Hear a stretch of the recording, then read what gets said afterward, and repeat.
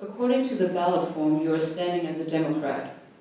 Your letter to the Daily News clearly states you are a Republican.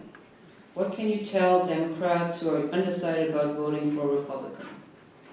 Excellent question. Well, this district is 60-40 Republican-Democrat. I'm still a registered Republican. I didn't switch parties, even though I was not successful by a couple hundred votes in the primary. I've run in the past on the Democratic ballot, and this time was able to get on. And you usually have that dynamic in a district where you have one party that's the clear majority party. In Philadelphia, my colleagues who are Democrats will try and get on the right end on the Republican side.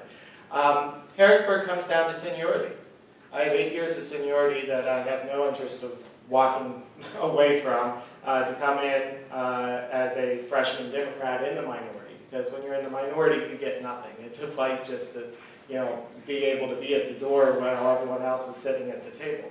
Nothing against the Democratic Party. I've certainly have tried to vote my district, and I've often said, I think my freshman year, a reporter asked me, trying to figure out my votes, are you more conservative, or are you more liberal, or what's the situation here? Because we see that you don't always vote with your party.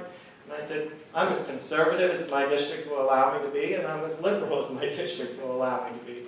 I know that sounds like a political answer, but at the end of the day, that's what you have to do. You have to weigh the options and how you vote. But certainly nothing against the Democratic Party. I'm grateful for being able to be on the ballot, but I did not switch parties.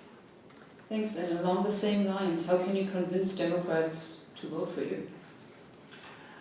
Well, I know I'm a moderate Republican. I know I'm with Democrats on some issues, and so when I try and convince them, I say, well, look how far to the right my opponent is, and that usually works.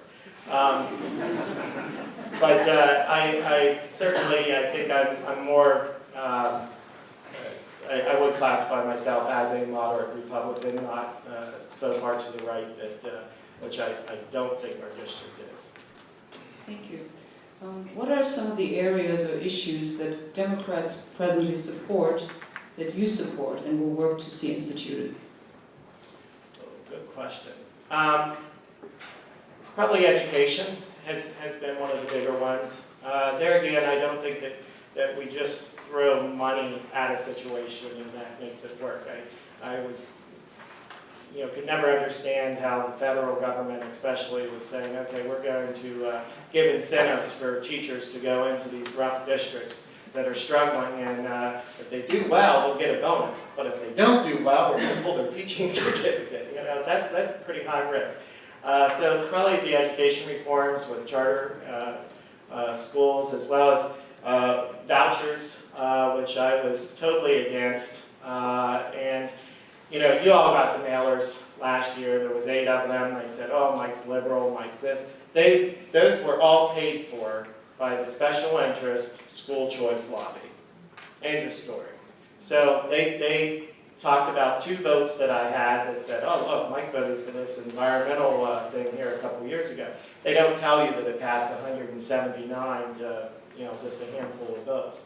But if you go back to the 2010 election, they were the largest campaign contributor in that election cycle, even more than the unions, even more than the Chamber of Commerce on the Republican side.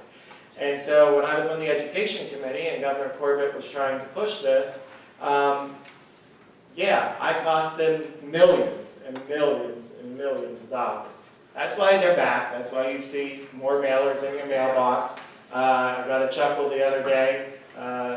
One was mailed to Republicans saying that, yeah, of course we knew Mike was a liberal. But then one was mailed to Democrats saying, here's Fleck next to Corbett. He's so conservative. So it's just a crazy game that you have. But certainly that's probably one of the bigger ones is the education issue, because education is over 40% of our state budget.